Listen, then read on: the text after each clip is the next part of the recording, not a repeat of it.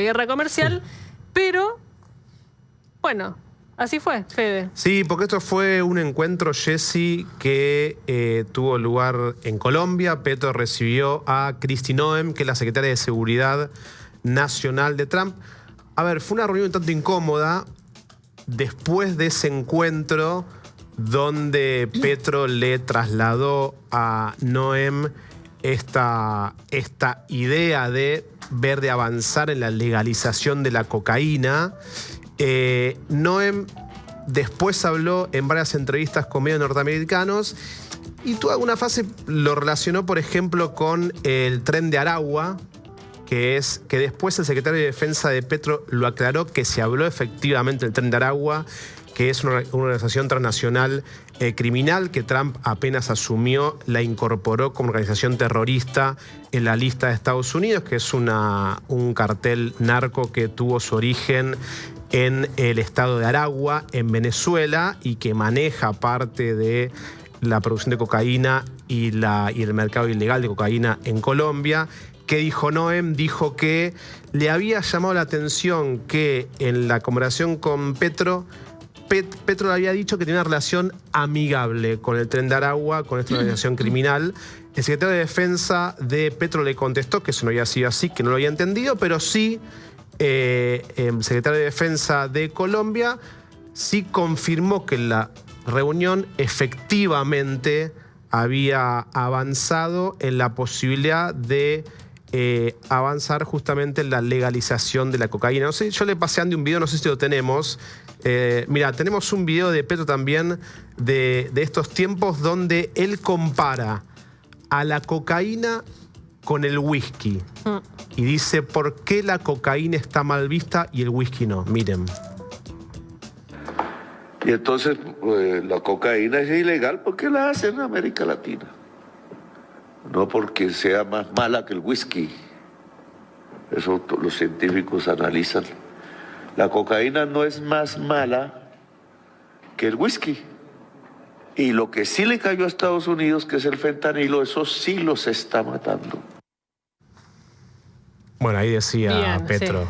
La cocaína es mala porque se produce en América Latina y el whisky no, y hablaba del fentanilo, la problemática del fentanilo en Estados Unidos. Bien, en Twitter ya había dado el punto de vista que tiene sobre el tema Petro, ¿no? Exactamente, lo que encontramos es, lo que le quería mostrar es un tuit extenso de 2023, si no recuerdo mal, me venía acá, de agosto del 2023, que un poco marca esto que dice en el video del mercado. Fíjense cómo empieza. Ha cambiado la estructura del mercado de la cocaína, dice Petro en un tuit. Las áreas de cultivo de plantas de coca y la localización de laboratorios buscan trazar rutas hacia el norte por el Océano Pacífico o hacia el Caribe. Las rutas recorrerían Centroamérica, las islas del Caribe, México hacia Estados Unidos. Bueno, él da toda una explicación extensa de por qué cambian estas rutas y dice que tiene que ver con el desplome del consumo de cocaína en Estados Unidos porque ha pasado al fentanilo. La razón, dice, el mercado de la cocaína se desplomó en Estados Unidos, reemplazado por uno peor, el del fentanilo, que ya les mata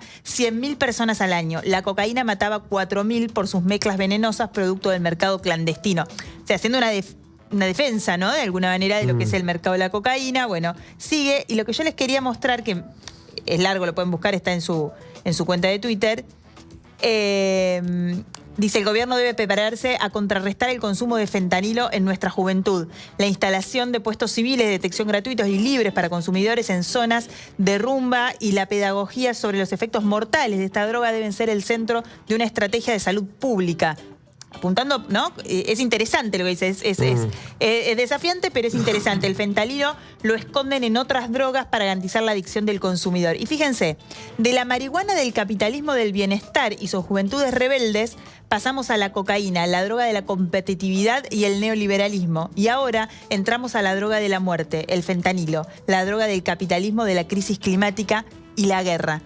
Haciendo como una suerte de paralelismo de qué tipo de drogas se consumían según el momento histórico y el contexto social, ¿no? Este es de agosto del 23. Sí, es sorprendente esta posición que viene reiterando Petro, que primero era una cuestión más declamativa, ahora ya lo expone en una reunión, sobre todo porque si uno analiza la posición que ha tenido Colombia, que es un país que tiene mucha historia respecto de la droga, uno siempre lo asocia a Pablo Escobar, pero la historia siguió y siguió y siguió. Creo, pero ahora vamos a hablar con un especialista, que no hubo un presidente de Colombia que haya propuesto esto de legalizar las drogas. Vamos a hablar con Emilio Ruchansky, que es periodista, autor del libro Un mundo con drogas. ¿Cómo estás? Bien, bien. Hay un antecedente. Hay ¿sí? 2 senadores colombianos que en algún momento plantearon regular la cocaína, regular el acceso, vendiendo, si no me equivoco, 1 gramo de cocaína, clorhidrato de cocaína, por semana en farmacias. De hecho, Suiza está haciendo un experimento sobre este tema. Pero no un presidente, porque uno asocia más a Colombia con posiciones duras. Porque con siempre apoyo estuvo alineado a Estados Unidos en ese sentido. Sí. Sí. De todas formas, Estados Unidos está cambiando su política, su postura en la ONU, en la Comisión de Estupefacientes, desde hace algunos años. ¿Qué evaluación harías del marco que se ha instalado en el mundo con Estados Unidos a la cabeza desde finales de la década del 60 hasta el día de hoy, que es la guerra contra las drogas? Es difícil, pero hay algo que dijo Petro que sí me parece muy interesante. Ya en un momento lo dijo el Pepe Mujica, y es que peor que las drogas es el narcotráfico. Y hoy lo que nosotros vemos, sobre todo en México, es que por sobredosis no muere nada. Es ínfimo la cantidad de gente que muere por sobredosis, y la gente que está siendo asesinada por el mercado clandestino, por las disputas, por el narcotráfico, es enorme. México es un país lleno de fosas clandestinas. Igual Colombia.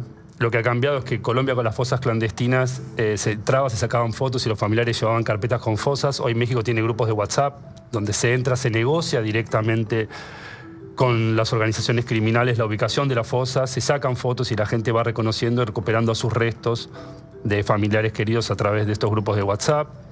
En Colombia en un momento hubo un ritual que era adoptar directamente muertos, o sea que la cantidad de personas que están falleciendo es infinitamente mayor por el narcotráfico. Y en ese sentido, creo que hay una lección que no aprendimos, de la que ya pasaron 100 años, que es la ley seca. Con la ley seca no acabaron los fiscales. Con la ley seca, digo, con la mafia, con Al Capone, no que los fiscales lo encarcen. Con la ley seca acabó la regulación del alcohol.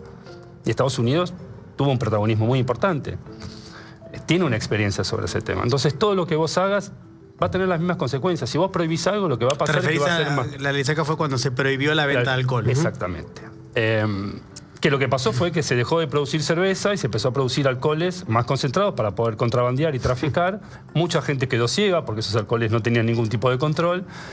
Y lo que dice Petro en ese sentido sí es cierto. Mucha gente que fallece por consumo de sustancias, muchas veces fallece por consumo de sustancias adulteradas. Nos pasó con el carfentanilo acá, en Puerta 8.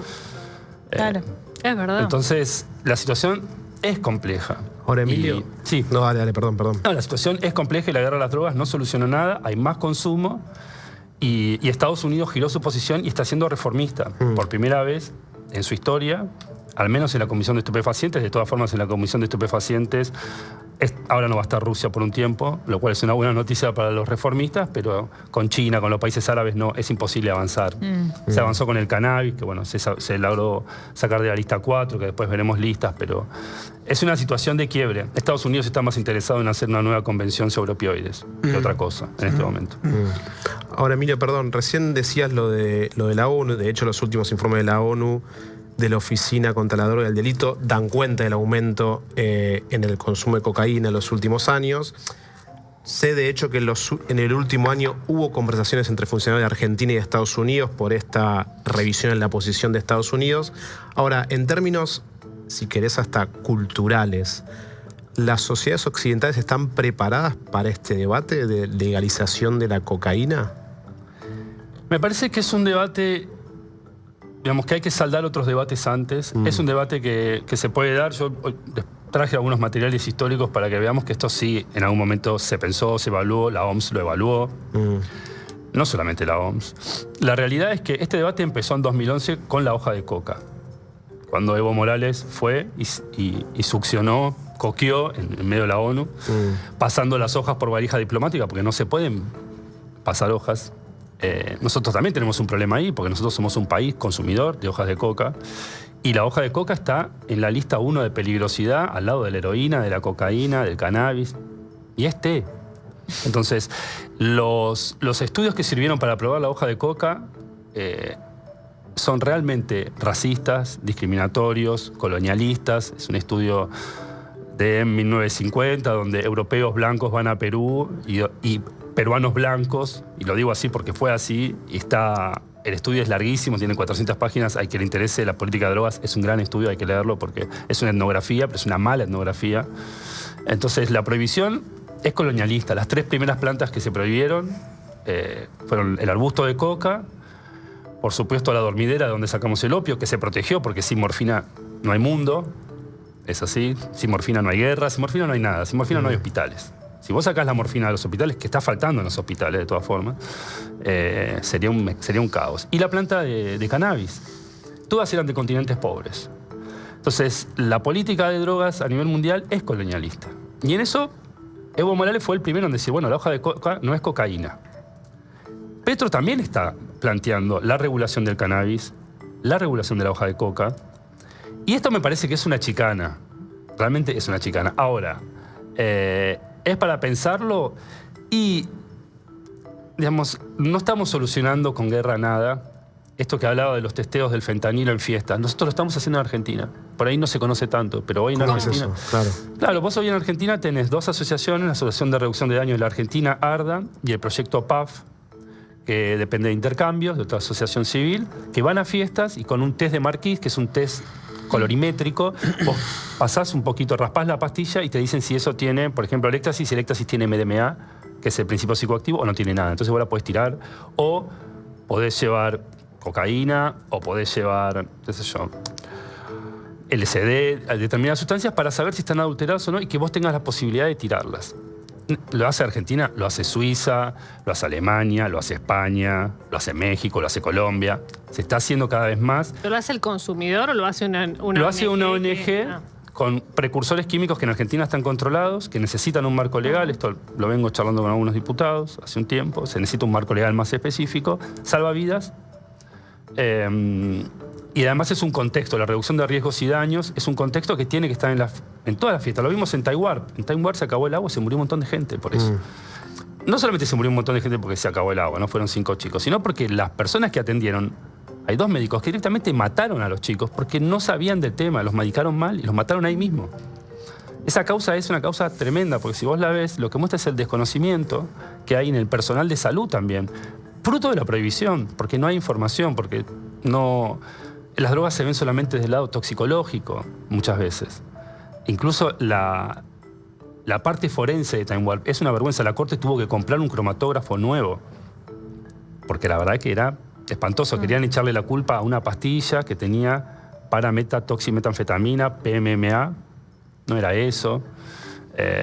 Y lo que realmente era es que no había buena atención médica, había el doble de capacidad en Time Warp, y para vender agua, porque el negocio era vender agua fabricada por Stinfale, o sea, hay que decirlo con nombre y apellido, que no está imputado en la causa, para poder vender agua se cortaba el agua.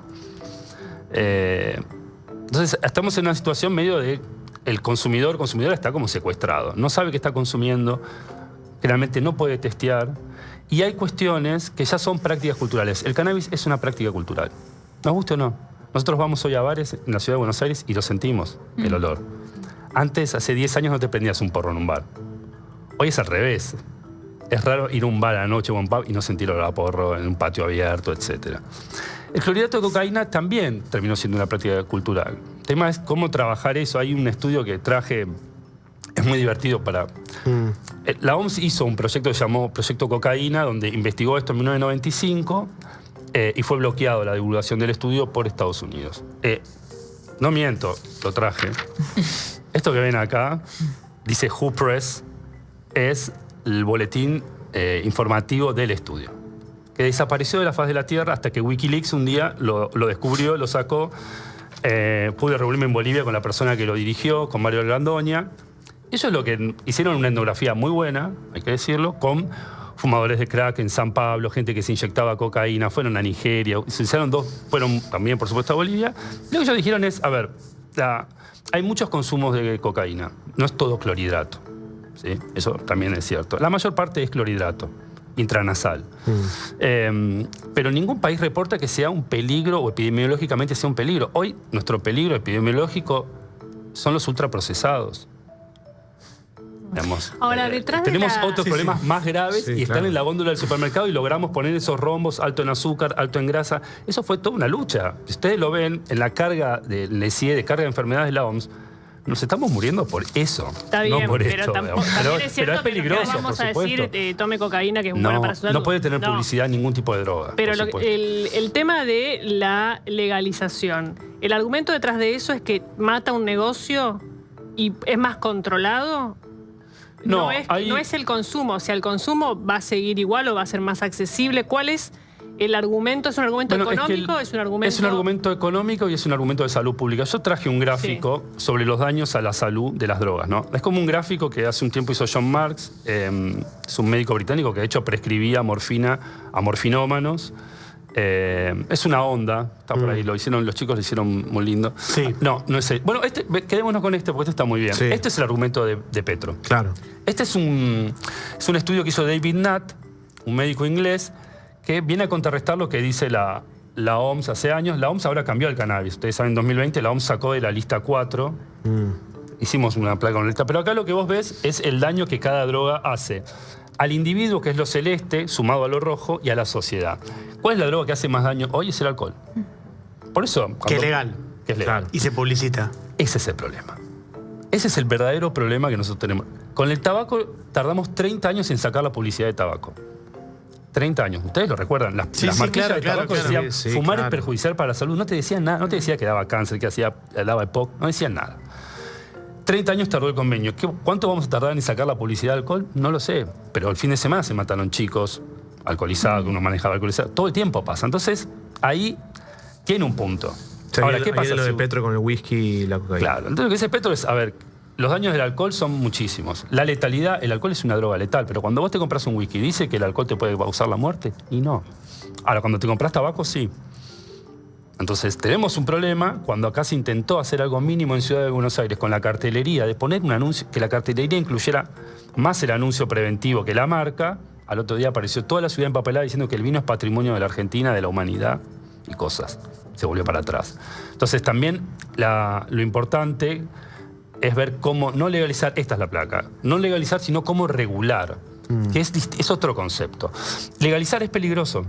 Es bastante peligroso, porque ahí ustedes ven la banda, ¿no? En el medio es lo que menos causa daño, lo que está para abajo. Y las puntas es lo que más daño causa. ¿Qué es lo que más daño causa? La ultraprohibición, pero también la legalización con promoción comercial, que es la experiencia del tabaco. Claro. Nosotros tuvimos el tabaco sin ningún tipo de control, con publicidad, sin advertencias. Millones de personas murieron sin saber que habían muerto por fumar tabaco. A ver, uno que fuma tiene derecho a saber que le hace mal. Después yo elijo si sigo claro. fumando o no. Pero no puede ser no solo legal. eso. Perdón, que no solo eso, que cuando en Estados Unidos empiezan asociaciones y estudios a demostrar que el tabaco generaba problemas graves a la salud, las tabacaleras, que tenían un poder fenomenal de lobby, Exacto. extraordinario, censuraban eso, impedían la circulación en los medios masivos de comunicación, Hacían hacían estudios, publicidades para hacían delegitimar estos estudios servicios. truchos. Digo, Las alimenticias también hicieron lo mismo. El problema es la industria. Digamos, las puntas son peligrosas. La ultraprohibición es peligrosa porque genera lo que estamos viendo. La guerra a las drogas, las muertes por sobredosis, sustancias que no sabemos qué son. La legalización con promoción comercial también es grave Claro, por pero el ahí el tabaco. problema es la promoción comercial, ¿o no? Porque digo, puede ser legal y que no sea promocionado. Eso que dice Jessy. el Tómese. tabaco. No, nadie se entera que es legal, o sea, se entera el que nada más.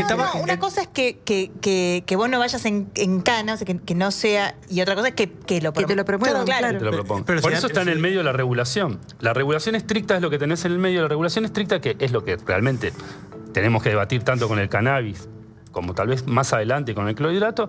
La regulación estricta es sin publicidad, sin promoción, sin sponsoreo.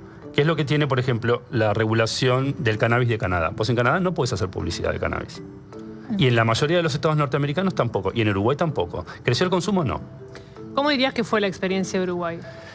Mira, la experiencia de Uruguay tiene ya más de 10 años y fue complicada porque hasta 2017 no se pudo vender en farmacias por un problema con los bancos norteamericanos.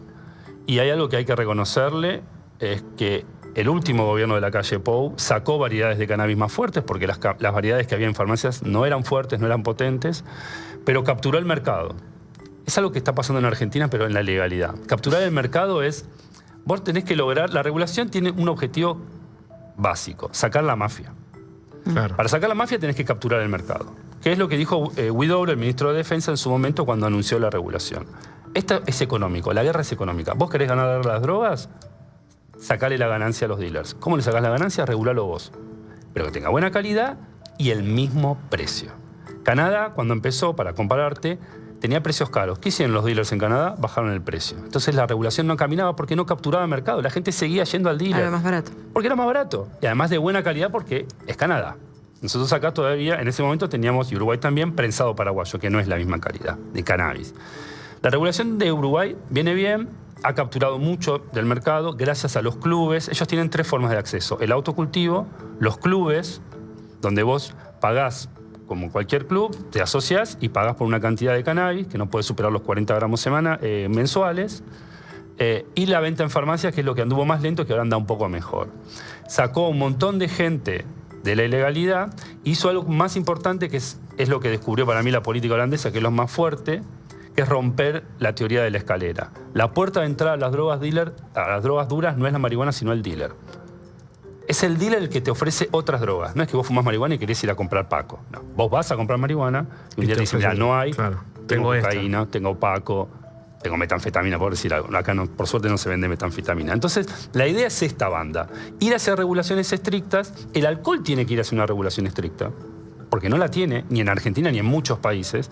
El cannabis tiene que ir hacia una regulación estricta también, porque hoy está en la ilegalidad. Pero nosotros decimos, y un poco inspirados en otros estudios, es una regulación legal. El cannabis, la cocaína están reguladas, ilegalmente. Como dijo Matilde Bruera, que es la defensora que llevó el fallo a Riola a la Corte Suprema, el fallo por la que la Corte, por unanimidad, dijo hay que despenalizar la tenencia para consumo personal. Matilde Bruera decía, la policía regula el narcotráfico a través del Poder Judicial. Es decir, la policía cada tanto agarra un tranza, lo tira, te hace un show, listo. Pone a vender a otro. Yo he visto miles de causas. No sé si miles, pero muchísimas causas. Y muchas veces es así. La policía tiene a alguien para que pueda vender a otro, etc. La policía no tiene tampoco muchas otras opciones. Lo mejor que puede hacer la policía es regular en paz, que las bandas no se peleen. Pero y además de eso, ¿no hay también una connivencia de muchas veces de la policía? Hay un caso del fiscal Claudio Escapolán, que trabajaron 8 divisiones antidrogas de la policía bonaerense y Escapolán, en la que se robó media tonelada de cocaína. Que fue el famoso Leones Blancos, donde muchos periodistas quedamos en offside, porque nos presentaron el gran operativo Leones Blancos de media tonelada, pero era una tonelada. Faltaba media. La otra media tonelada se terminó vendiendo en Mar del Plata. Y esas 8 divisiones de la policía bonaerense hacían un montón de maldades. Ellos le ponen nombre, la venta de humo, que es lo que pasó ahora con este caso que estamos viendo de Cecilia Sirio. La venta de humo, yo te tiro una tiza de cocaína de 10 gramos en el auto y te digo, bueno, tráeme dólares. Lo hacen todo el tiempo, tráeme dólares. No, de tu teléfono no, de este. Su propio teléfono, con el abogado de ellos, porque la policía en este caso tenía un abogado que era Semorile. Después hacen rulos, es decir, hay un dealer al que ellos le quieren sacar plata, pero está en otra jurisdicción. Te planto la droga a vos, digo que vos le comprabas a él, voy directo ahí sin pasar por el juzgado de garantías de esa sección. Es un allanamiento de urgencia. Esto sí es Escapolán. Generalmente lo hace la policía sin la connivencia del Poder Judicial, pero a veces lo hace con la connivencia policial. Es muy difícil. Ahora, Emilio, la legalización de, en este caso, la cocaína, sí, o el clorhidrato, no lo sé, te pregunto, estoy pensando en voz alta, ¿no puede ser un incentivo a gente que no consume a que empiece a consumir? Bueno, eso depende mucho de lo que hablamos de la publicidad, el patrocinio. Acá estaba viendo, porque estuve leyendo estos días el informe de la ONU el año pasado de la Oficina contra las Drogas, que hace una conclusión muy breve, habrá que ver extenso, sobre el impacto de la legalización del cannabis en Canadá, por ejemplo, en Uruguay. Y dice la ONU, las hospitalizaciones relacionadas con trastornos por consumo de cannabis, digamos, aumentaron, hubo un aumento de hospitalizaciones. Es la conclusión, digamos. Entonces la pregunta es, ¿no puede ser la puerta de entrada a la legalización para gente que no consume porque justamente es ilegal y vaya a saber, no puede ser. Yo te hago una pregunta con Sí. el cannabis. ¿Vos conocés a alguien que no consuma cannabis porque es ilegal? Yo no. Todos consumimos cannabis, sea legal o no sea ilegal. Digamos. No sé si porque es ilegal, no lo sé si es porque es ilegal o no. No, por lo menos, no sé tu caso, Fede. Yo en mi caso no conozco absolutamente a nadie que consuma cannabis. Que no consuma cannabis porque es ilegal. No consume cannabis porque no le quiere. interesa, no tiene ganas, no le Tuvo una no le mala llama la experiencia. atención. No, pero el hecho de que no esté accesible en un kiosco, para mí frena un montón el consumo. Sí. Sí, el problema es... Pero Mucho, pará, pero eso es lo que decís mucho. vos. No, pero el pará. problema es dónde lo vendés, cómo Pero- lo vendés, qué advertencias le pones, ¿sí?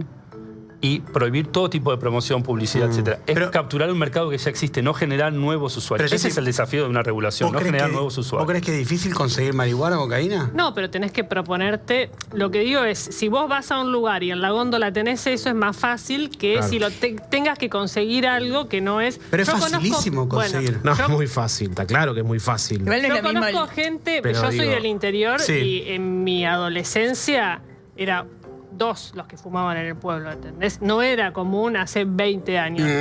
Hoy cambió la situación, pero yo, lo que vos decís que no conozco a ninguno, yo por ahí sí conozco. Que no fuma porque que es no fuma ilegal. porque es Porque- ilegal. o porque Hoy- no entraría en llamar, buscar un dealer. Sí, re. Sí, eso En está serio, pasando. lo digo en pasó serio, en parte en Canadá y pasó en parte en Uruguay de nuevos usuarios, pero es interesante porque esos nuevos usuarios son gente más grande. Son gente de arriba de 50 años, que no consumían por eso. Bueno, Pero no generan... Digamos, acá lo importante siempre es lo epidemiológico. ¿sí?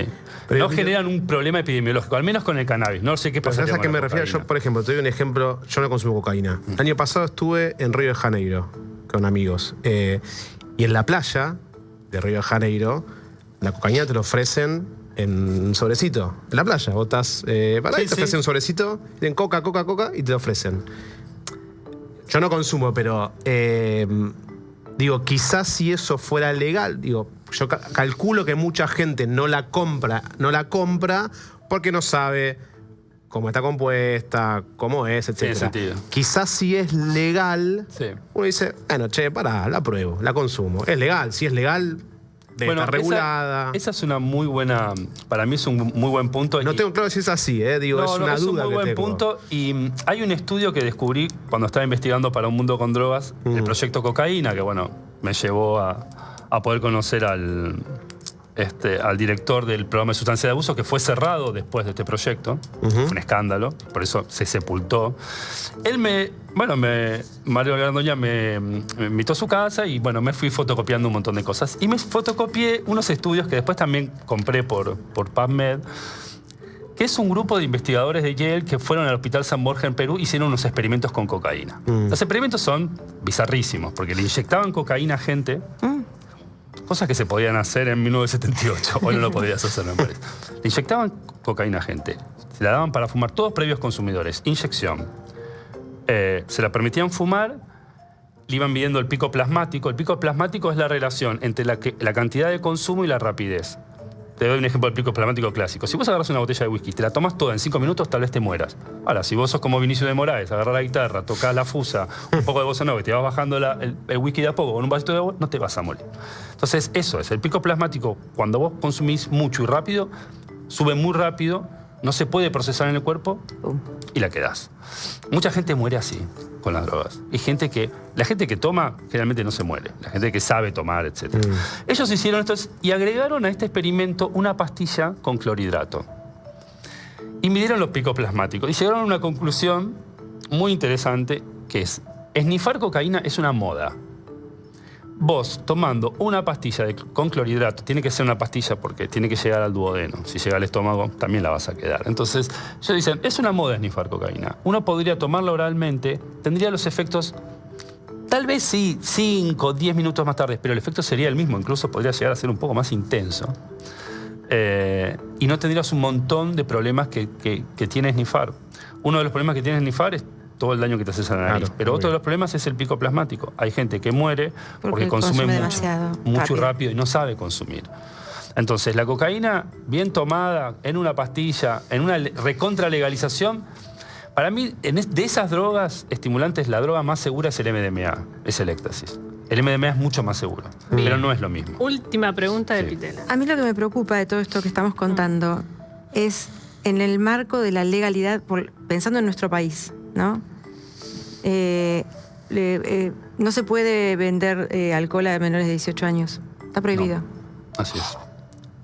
Sin embargo, entonces no sé cómo avanzaríamos con una legislación si todas las leyes en contra de esas cosas todo el tiempo se violan. El problema es que son prácticas culturales. No solamente no se puede vender a menores. Muchas veces los propios padres y madres prefieren que los chicos tomen en casa. Sí.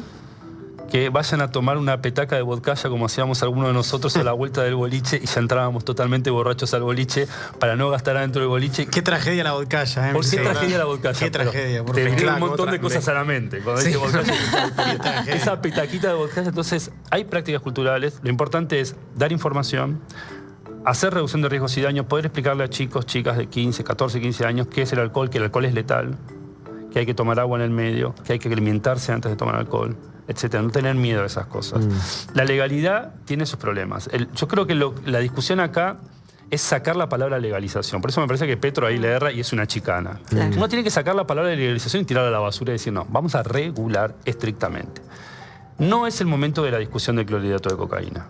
Es el momento de la discusión de la regulación del cannabis. De eso no tengo ninguna duda. Estados Unidos, más de la mitad de los Estados Unidos tiene regulaciones para uso adulto, no solamente medicinal. sí, sí. Y por eso ya está como de alguna manera, esto como dice Flavia, es el consumo de alcohol está prohibido para menores y todos los menores toman alcohol. Y con con la marihuana, claro, pasa más o menos. Claro, pero la diferencia lo mismo, es que el ¿no? alcohol es letal y el cannabis no. Y eso es algo que la OMS recién en 2020 reconoció y sacó al cannabis de la lista 1 y 4. La lista 4 es las drogas que no tienen ningún tipo de utilidad médica. La sacó de ahí, debería haberlo sacado de la lista 1, pero la diferencia es esa. Si uno como padre, como madre, tiene que estar mucho más preocupado con el alcohol que con el cannabis. Con el cannabis, ¿qué es lo que realmente te preocupa? La policía. Que tu hijo, hija, termine en una comisaría por estar fumando porro en la calle, pero no te preocupa el porro, porque vos sabés que fumando porro no se te va a morir. Ahora, con el alcohol puede tener un coma etílico, que realmente si no es bien atendido a tiempo, si lo dejan boca arriba, como pasó millones de veces, se puede atragantar con su propio vómito y se te muere un nene de 15, 16 años, porque los amigos se asustaron, lo dejaron tirado, boca arriba, lo mínimo dejarlo de costado, digamos, pero lo dejaron boca arriba y se te murió. Entonces, el problema que tenemos con las drogas es que la clasificación de las drogas es política, no es científica. Ahora se está empezando a acomodar, pero es totalmente política. Si no, no estaría la hoja de coca en la lista de peligrosidad al lado de la heroína y de la cocaína. La hoja de coca. Gracias, Emilio, por A haber ustedes por el estado. espacio. Es una acá. decisión difícil, vos me vendiste. Vos me vendiste. No, que es muy interesante a mí. Me parece que, o sea, Sí, este recontra. tipo de debates son muy interesantes porque Obvio. no suelen darse, porque a mí me parece que con el tema hay mucha hipocresía. ¿no? Claro. Digo, esto no quiere decir que necesariamente, como dice Emilio, haya que ir al extremo, que es nocivo aparte de despenalización más legal.